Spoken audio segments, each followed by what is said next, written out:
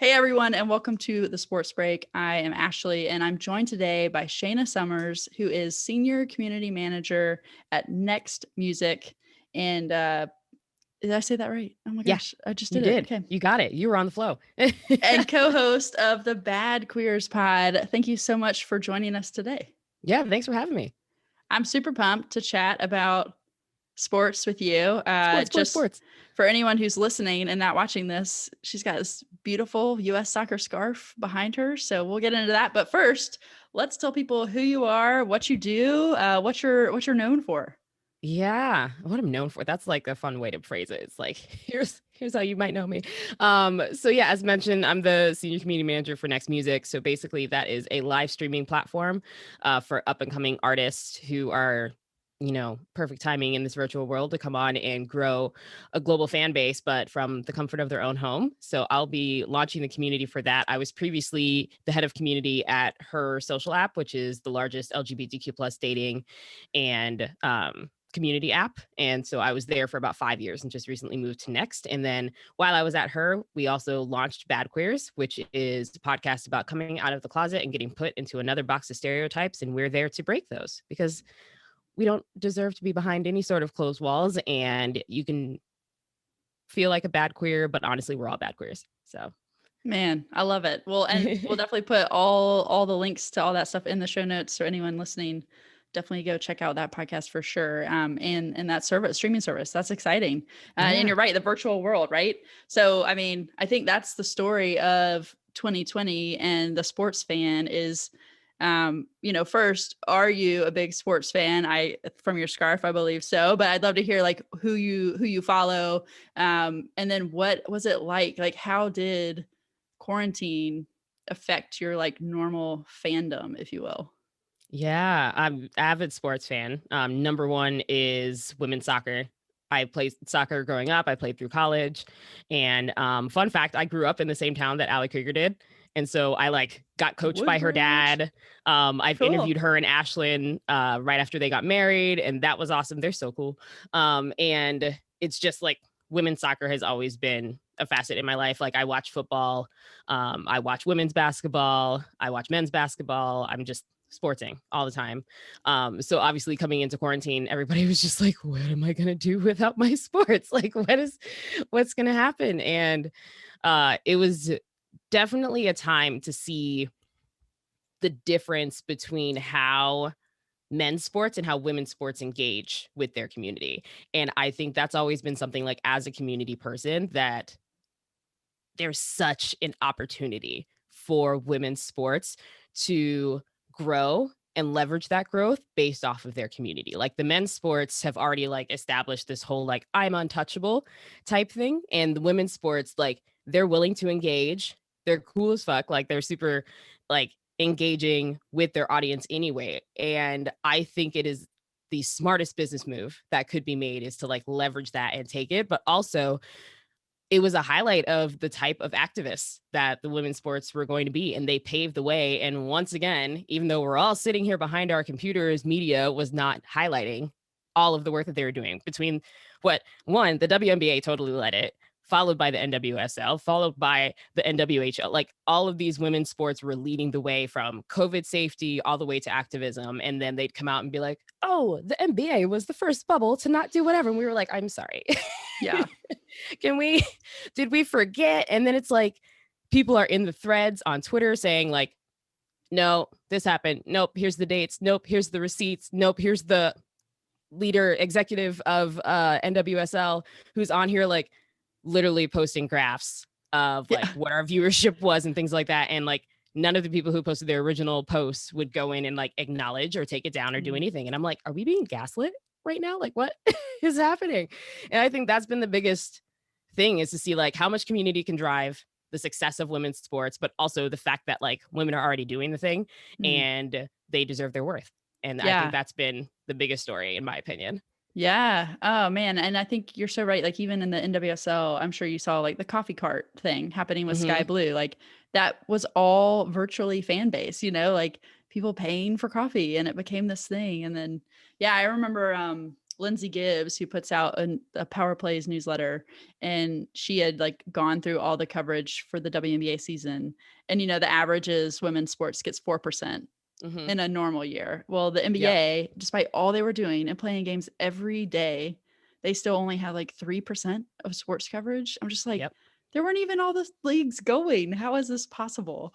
And they're just like playing repeats of other stuff. And I'm just like, you do realize that there are live sports happening. Like Hulu has a whole slogan around Hulu has live sports. And I'm like, how did we not have more live sports? Because like, even when I wanted to watch the WNBA, like most of us don't pay for cable. So it's like, I want to be able to watch it, but then it's like behind all of these paywalls and because they're putting them on such random places to watch sports. Like even NWSL had to put half their games on Twitch. And it's like, why do we have 8 ESPNs if we can't even pick it on one? Like what part of your schedule is not happening? And who is not in your organization to make sure that these things are scheduled? And then they're going to go back and be like, it's a business thing and they couldn't pay it. Blah. I'm like, no, like the NWSL literally has Budweiser as a sponsor. Like Budweiser will pay that. That's a thing. And add on everybody else. It's just like, it's excuses at this point. And it's like, hold yourself accountable. Put some people in the room that can advocate to this and then listen. Like, what if we lived in a world where people just like listen to these things happening? It'd be crazy. Right. It would be hopefully dramatically different. Yeah. I mean, I hope we're headed that way. I do know that, I'm excited that the NWHL is now going to be, I think for the second year in a row, fully streamed on Twitch, which again is like, okay, like we're going to leverage what we can. And I hope that it sounds like, are you a hockey fan at all? Or have you watched? I only like just got into hockey. Okay. Yeah. Like, same. I can't even say anything about like, here are the rules or here's anything else. And it was the same when I would go watch men's hockey. I'm just like, hit him. And so now it's like even better because I could just yell that for women. And I'm like, yes, this is how I feel about it. But I got into it because my best friend, she played like a co-ed league hockey. And so I'd go and watch. Cool. And then it was actually once, oh my gosh, who is it? Kai? Who she played for Spirit briefly, and then she went overseas. But she was highlighting a bunch of like the NWHL stuff. Yeah. And that was kind of where I was like, oh, like I need to be actually watching this and supporting this. And it's just like, that is the advocacy and the representation that women give other women. And it's amazing. Yeah, that has been a cool part of 2020, I think, of the leagues coming together and like fangirling off of each other. Like the WNBA is going to have cutouts in the NWHL games and stuff like that. I just think that's super cool. But yeah, so you grew up playing soccer. I'd love to hear, what that experience was like, what you loved about playing a team sport. Did you play any individual sports as well, or was it mainly just soccer? Soccer was the constant. I definitely did like track. I was on step team and then I guess like I can't even call this a team sport, but I was like in marching band as well. So did all of that. And I only played basketball briefly, but that was like my brother's sport. So I never wanted to follow in the shadow of that because our town was a huge basketball town. So they'd hear my brother's name, they'd see me and they're like, you're a basketball player. I was like, nah, I play soccer. Get at me. Like, so yeah, I mean, I loved it. It was one of those things that I always did. I was in like travel leagues. I was playing at camps. I was going away to like weeks long camps and getting blisters all over my feet with it. And it was just something I always did. I think that's the easiest way to put it, where it's like, you remember the nights of, okay, I went to school, I have to go home, I have to eat, I have to go to practice, and I'm at practice 3 times a week. Then we have a tournament, then we have a regular game that Sunday. And that was always it. And that was life. And once, the NWSL, not the NWSL then, but different title. But as I'm watching women's sports and things, like, I think back to it and it's like, it's crazy that like, yes, I did watch, but there was such a missed opportunity for as many leagues as there were, especially like just growing up in Virginia, there was armies of soccer leagues. I'm like, you could literally fill a stadium with you could fill multiple stadiums with how many girls and women were playing soccer in the state, and they weren't really like featuring it. And it was like, I didn't really get into professional women's soccer until closer to college. And I was like, that's crazy. And now it's like, thank goodness for the internet to bring more of that visibility and more of these opportunities, and actually having players hosting their own camps and things like that. I think that like just drives the reality of women being able to play professionally. Yeah. You mentioned earlier that Crystal Dunn and Allie Krieger are bae to Yep, you. And I will absolutely. say, I have gone to one of Allie's soccer camps. Have you been to one yet? I know I she hasn't wanted like, to. This was going to be last summer, was actually going to be the time that I went. And then COVID oh, happened. I was like, my friends and I were ready. It was going to be like an army of us from the Bay that were going to come in it is and so do it. much fun. Like you talk about going to summer or soccer camp when you were a kid, and now it's like, no, we have a happy hour now and like a tour of the stadium. It's worth it. It's definitely worth it. Yes. I was like, when it Yeah. comes back, I already have like my group that is I love ready. it. But I we love were it. so upset because we went to the World Cup, and then we were getting back from the World Cup, and we were like, okay, we got to go to next year. We're going to Allie's camp, and then we never were able to make it. We were so upset. We had a whole group chat about it too. Oh, I love it. Yeah, you'll definitely have to put it on your list. Okay, so well, before we head, I want to hear about the World Cup, but like, growing up playing sports, what do you feel like it taught you about yourself and about community that you like now see you've learned through sport? Yeah. The best thing that I get is I had I had teammates that were fiery. I had very fiery attitude teammates, which I kind of loved, because I was one of the more chill person on the team. And it was really cool to always see like the drive and the passion that happened within my teammates. Like each of us could play different positions. Each of us would be on there, be like, all right, first half you're here, second half you're here. And just to kind of be in the space where we were traveling a ton, it was that like first experience of just like women team bonding Mm. and being able to, all of us, on travel leagues, all of you go to different schools, have different experiences, you're coming from all over the place. It was just fun. And it was great to be able to sit and, we had tough coaches. Like my college coach ran us into the ground, but we were closer for it Mm.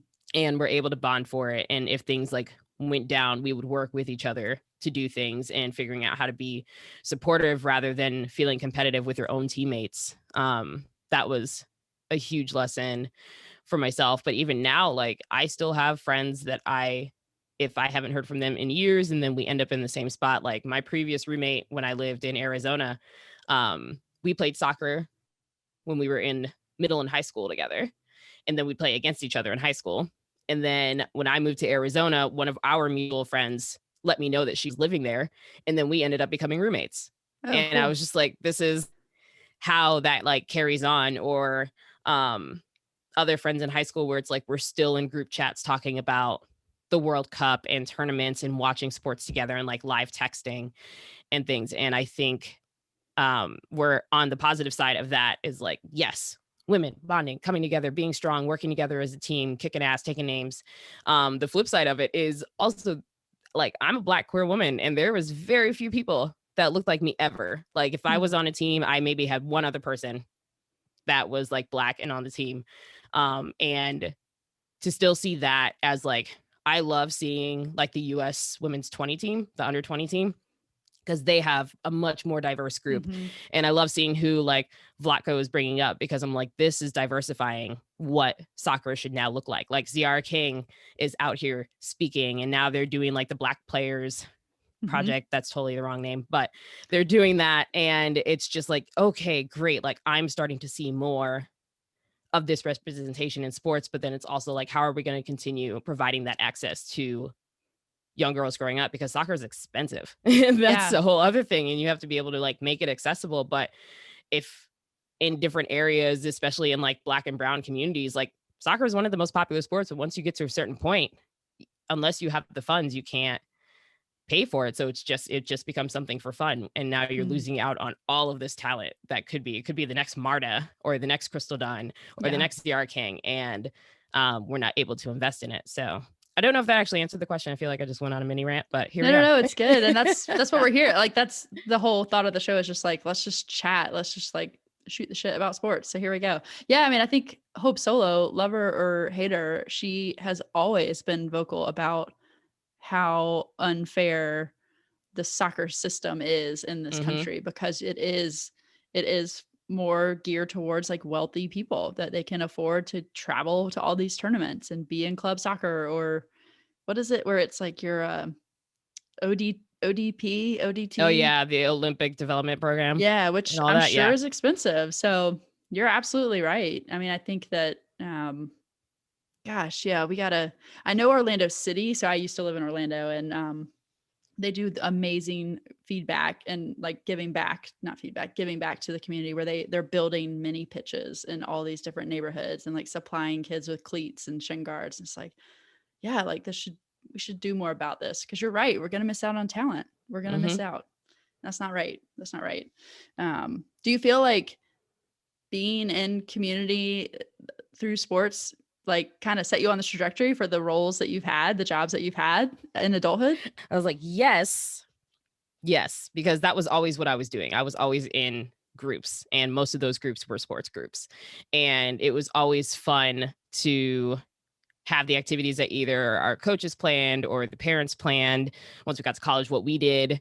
And also it's like, it brings into light, like, if any major thing happened, you were with your teammates. If anything big in the news happened, you were with your teammates. If something personal happened in your life and then you still had to show up to practice, you had to lean on your teammates. And it's just to see that come through, especially in college, like, it was so good because it would be us, and then we'd always have like the men's soccer team and the men's lacrosse team come out and support us, and like the women's basketball team come out and support us, and then we would go and do the same. Like, we wouldn't miss one of their games unless we had a game.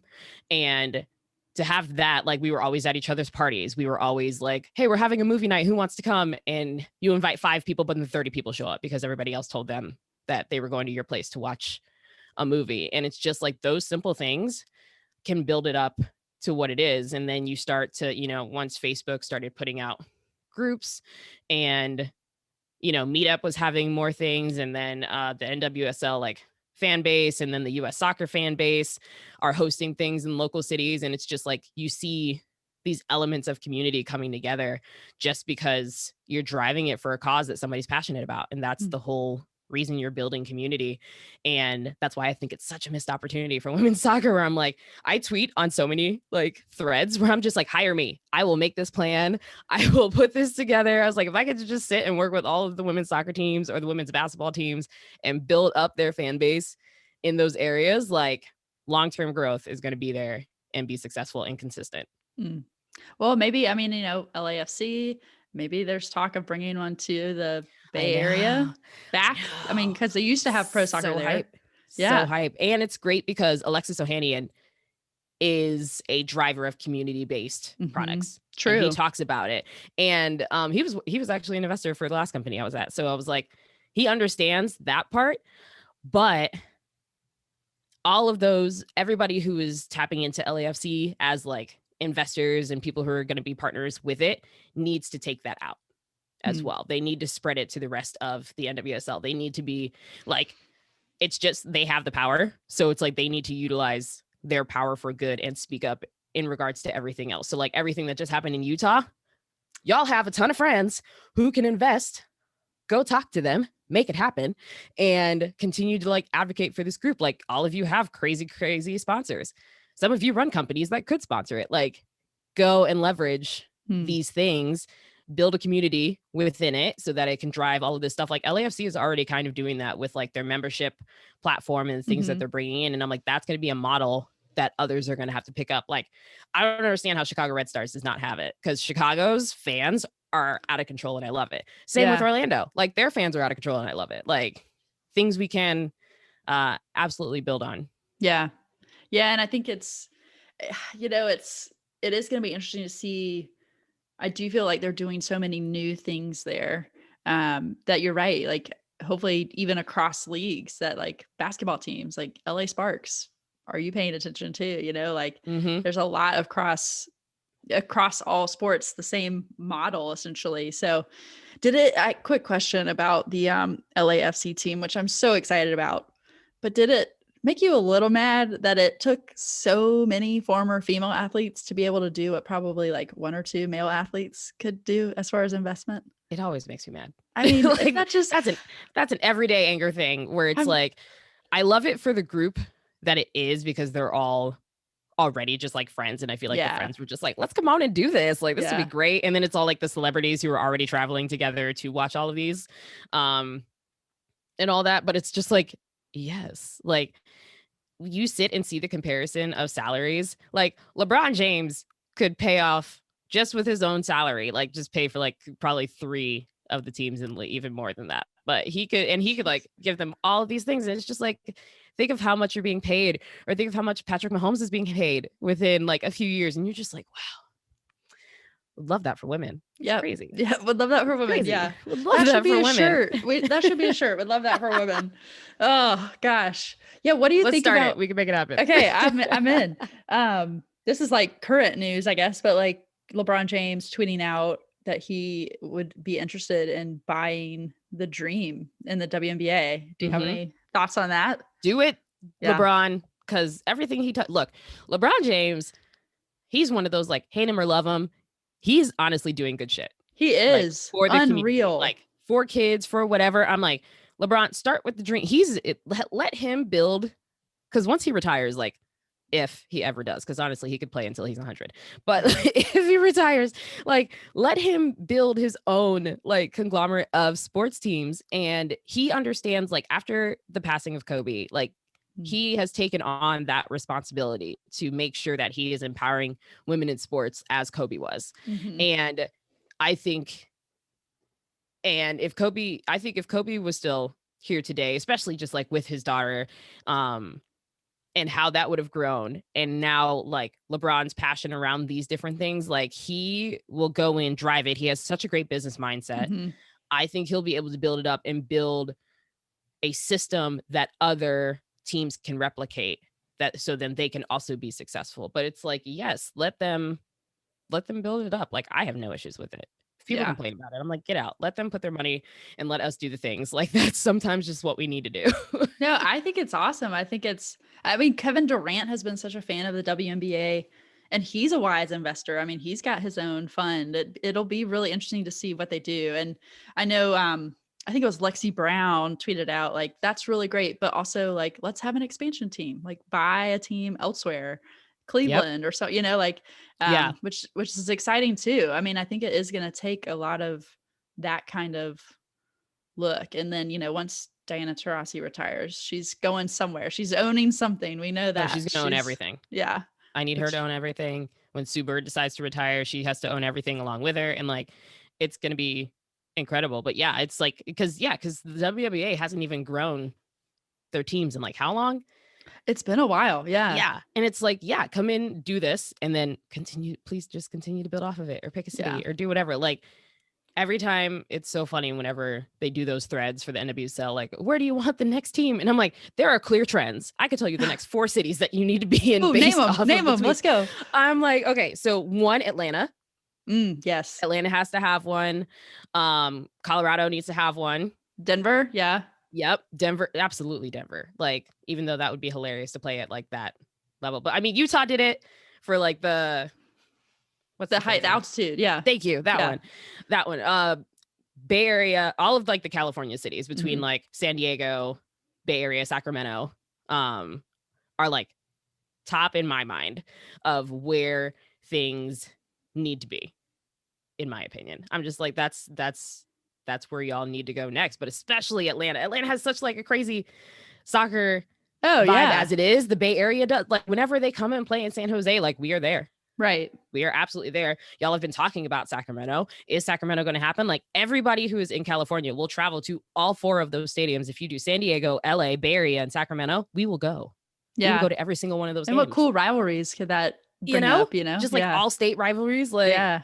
Why not do it? Why not continue to build it? I was like, Texas should have like multiple teams by now between like that, Dallas, Austin, like go put them there. Boston needs to come back. I'm so amazed that Boston hadn't. Connecticut was in discussion at one point, and then I want Canada so bad. Like there are MLS teams there. Like why can we not in Toronto? And we have so many Canadians in our teams that they would just go and like that, but they can be home, right? But then go and like travel around and do stuff. Yeah, I know. Can we like have a team in also Sydney, then we Australia? Can like. Then we can plot twist it and have a Mexico City one, because I think that's deserved. Yes. I was just about to say yes. Like have the bordering. Yeah, I know. Needs to happen. As an Orlando fan, we're losing all of our Australians, understandably, because who wants to be in this country right now? And, Facts. so I was like, oh, Sydney, but that would be a long flight that probably most teams could never pay for. Yeah. So no, that's not true. Actually, that's dogging the teams anyway. No, but that's exciting. It is exciting to think about expansion, and so many leagues need it. But yeah, let's talk real quick about World Cup, and then I do want to make sure that we touch on just representation and what it means racially, sexual identity wise, like how impactful it is to see athletes, especially for young kids, but even adults. Like, you represent a part of me. So yeah, let's chat about those two things. Yeah. Okay, so World Cup was lit. we got there. So there was so I also play flag football. Like, I play adult women's flag football as well as adult women's soccer. And so a group of, was it 12, 13 of us? Love it. Flew out together. The day before we went, it was like right when Rapinoe did that quick interview where she was like, I'm not going to the fucking White House. We got shirts made like that day. We were flying the next day. We found a printer who made those shirts that said, I'm not going to the fucking White House. And we all got it printed and like split it up between suitcases so we didn't go overweight because we were already basically at it. And it was so great. We landed on the day of the US-France game. Oh, so we basically landed, wow. we landed on the World Cup final is what we did. Yeah. And so we get to the hotel, we all shower, cut the sleeves off our shirts, head to the stadium. And it was just like mayhem because everybody sees us walking around in these shirts, and then we had our jerseys with us, so it was like a change. Like, we show up in that shirt, change into our jerseys, then after the game switch back into our shirts, and that's what we wore the whole time. So we were there from France all the way up until the final. Oh wow. And we got seats like right next to the field in the final. Like, we somehow were sitting, like, me and a few of my friends were sitting like where the celebrities sit. Like, Jessica Chastain was there, a few reality TV stars were there, and we were like right on the field, right across, like parallel from the goal where Rose Lavelle scored. Oh, like, wow. The official game winner. And it was so fun. It was a blast. Like, we ended up in like other teams' hotels. So I have a bunch of pictures with like other teams, and it was just awesome to be with a huge group of people. Most of the people in my group were queer. So that was even more fun because like when we got to Lyon, we found like the one lesbian bar and just like camped out. Like, every day we were like best friends with that bartender and her wife, and like went there every day. She hooked us up with drinks every single night. Oh, and wow. That was where we were. And it was awesome. It was so fun. And it was like, we ran into Rapinoe's friends. I think we got her a t-shirt because we passed it to her friends, and her friends did that. And we were just like, here you go, here's your shirt. And all that. And it was amazing. It was so fun. Like, the World Cup is such a surreal experience. We're already saving to go to Sydney and New Zealand. Yeah. And do that. Cause I did a year. I got my master's degree in Sydney. So I'm like, oh, cool. Oh, if we're going to Australia and New Zealand, like, I'm going. And then I can see all my friends and then go see the games, and it'll be great. So yeah, the World Cup it was crazy. It was amazing to just see like the outward, I feel like that was like the US team's most outspoken tournament. And I lived for it. I was like, this is what needs to happen. And then it almost felt like a game changer after, when Ashlyn gave us the insight. Like, when she, just having Ashlyn post all of the behind the scenes of everything that was happening, which is like stuff we don't get privy to. Again, community things. If we get this visibility, it like grows whatever. But we were on the up and up anyway. But I think that like catapulted it, because it's just like, yes, this is breaking all sorts of like barriers and thoughts of where it's like, I have to accept this award with grace and whatever else. And it's like, no, like, even the NBA teams, they go out and they get fucked up after. And that's what our team did. And it was amazing to like see it and have them be crazy. It was great to see like Allie and Ashlyn just like being open and together and celebrating as wives do. And well, pre-wives, because they weren't married at that point, but we were ready for it. Like, and it was just, it was a whole experience. Like, nothing could top it. And the way that like we went about it, and how like we were running all over town, we were finding people, we were wearing our shirts everywhere. Like, the only time I have the most USA pride is when it comes to the US women's national team. Agreed. That in the Olympics. Yeah. It's funny. Yeah. It revolves around sports. Yeah. Mm-hmm. No, but I love that. I love that. I love hearing every story from the World Cup, especially that game with France where it sounded like the crowd was just electric. It just sounded like otherworldly. Because like that game was not going in our favor for a bit. and we were in there and it was like pockets of Americans, and you could tell who it was, because then it was just like an army of French people. And we were just sitting there, and when stuff was going their way, it was out of control. Like we were sitting there in our seats like, all right guys, we gotta liven it up, but I don't know if there's enough of us to let them know that we're here and like supporting you and all of that. And then when the game started to like turn, you could just like feel this shift in the stadium. And it was just like, that was where the electricity came in, because it was like, we got a goal in and we were like, we got this, we are on, we are moving, we were doing this stuff. And then all of our energy went, like, it felt like a whole 2.5 hour workout. Wow. That's what it felt like. And it was just like incredible. And then afterwards we were rude and we asked some French people to take photos of us in front of the They get it. They would have done the same thing. Oh man, it was great. They definitely talked about us in French because one of our friends spoke French. And so she was like, yeah, that girl totally dogged us out. I bet her fingers in like every photo. Oh, amazing though. I love it.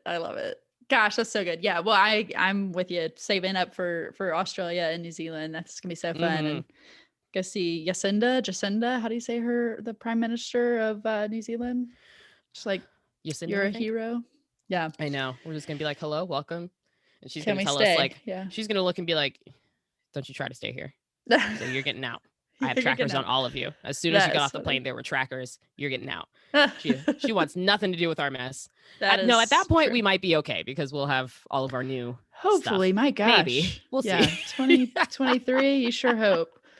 Well, last question. I do just so much. I've enjoyed this chat so much, and just thank you for your time. But I always love to ask, where do you hope that women's sports continues to grow, as far as representation, or, I mean, I know we've talked about expansion teams and all that stuff, but what's so meaningful to you that you want to see continue to grow?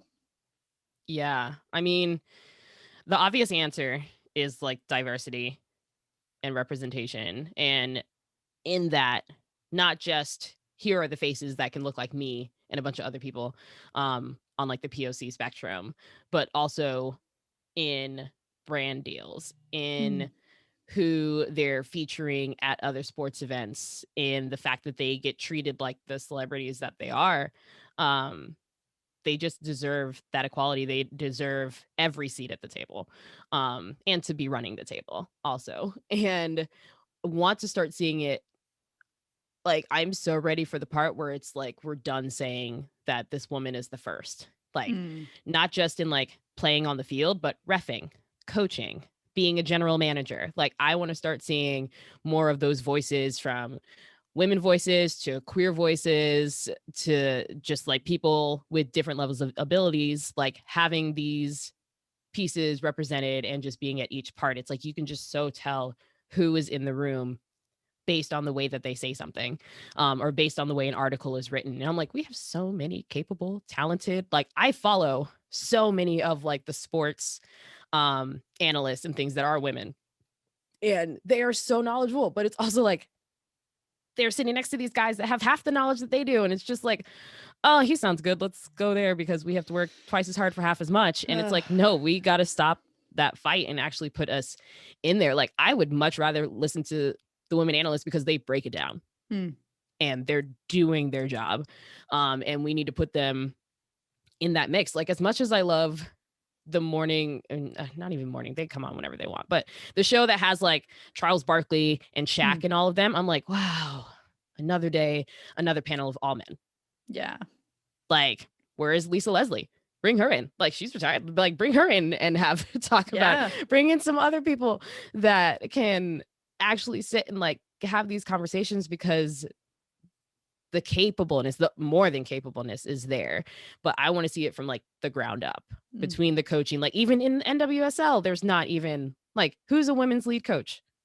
in that. And they're only like potentially bringing up the Utah one, who's now moving over to Kansas City, and she will potentially be the coach, but that's like I it. think Sky Blue might be the only one now. Yeah. And she's a boss. I love her. Yeah. I was like, y'all But about to yeah, make me no, switch to it's being a Sky Blue fan. But the other thing that I want to see also is that right now,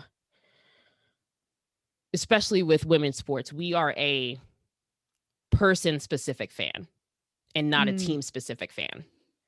Like, that is so true. And that's the hard part. It's like we need to be driving commitment to the team. It's like if Allie or Julie Ertz or anybody were to move teams, I'm going to be a fan of that team because they're on that. Like, honestly, that was initially how I became a Pride fan. I was like, my girl's on there. I'm a Pride fan. And then I started to like look more into the organization and things. And I'm like, yes, I love Pride, but I know once Los Angeles opens up, because they're near me, I'm like, I'm probably going to do this. Yeah. And all that. Or if a Bay Area opens up, I'm like, well, I'm here. But for women's sports, like, how many people would still be Seattle Storm fans if Sue Bird was not on the team? Like, how many other people do you actually know their names on these other teams? Right. And that's where it needs to be. Like, if somebody is a Cleveland fan, like for NBA, they know everybody on the team. You know, like, you are going to know you're going to know their stats. You're going to know all of this stuff. And that's what needs to be happening. Yeah. We need to stop being like a person focused league and be a team focused league. And that'll drive it. So those are kind of my two things. Yeah. When I think what drives that is this visibility piece, right? Because what everyone across the country sees is the national team. That's the games they get to watch on a consistent basis. Because I'm the same way. Like, so I used to live in Orlando, but I would go to a couple different games. And I was at North Carolina once when Orlando was playing, and they announced Alex Morgan, and like the whole stadium erupted. And I'm like, that's great. But like, as a North Carolina team member, I would be like, why are they cheering for our opponent? Like, right. Come on. Like, let's have some pride in the team. Anyway, that's pride in the team. It's but, like you could totally take it and be like, oh, okay. Like, if I'm here rooting for North Carolina Courage, like, cool that Alex Morgan or Ali Krieger shows up, but Courage is going to kick your ass today. Right. Like, and you're our enemy for 90 that. minutes. Yeah. Yeah. And glad you're here, but yeah. And and there's none of, like, you know, you see that for like football fans, like, they are diehard Cowboys, Eagles, whatever. Like, that is their team, not because Dak Prescott left the Cowboys. People aren't going to jump ship. Like, there'll be a very small percentage of people that jump ship to follow him, but for the most part, they are Cowboys fans. Right. Yeah. Building that loyalty in your city. Yeah.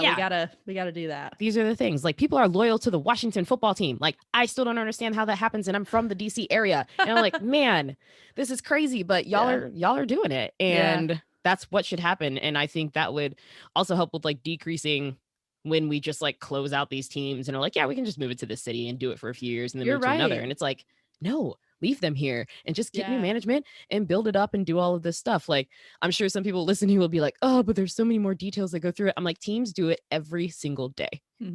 They can do it.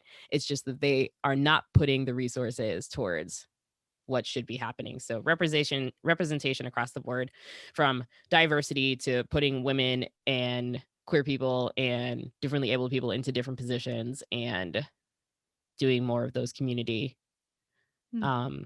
activities. That's where it's at. I love it. Well, where can people find you and tune in to Bad Queer Pod and all that stuff? Yeah, so you can find me on Twitter. I'm at Shana Has a Twitter. Makes it very easy. And Bad Queers, we are at Bad Queers Pod on every platform. So you can find us there. Those are the easiest places.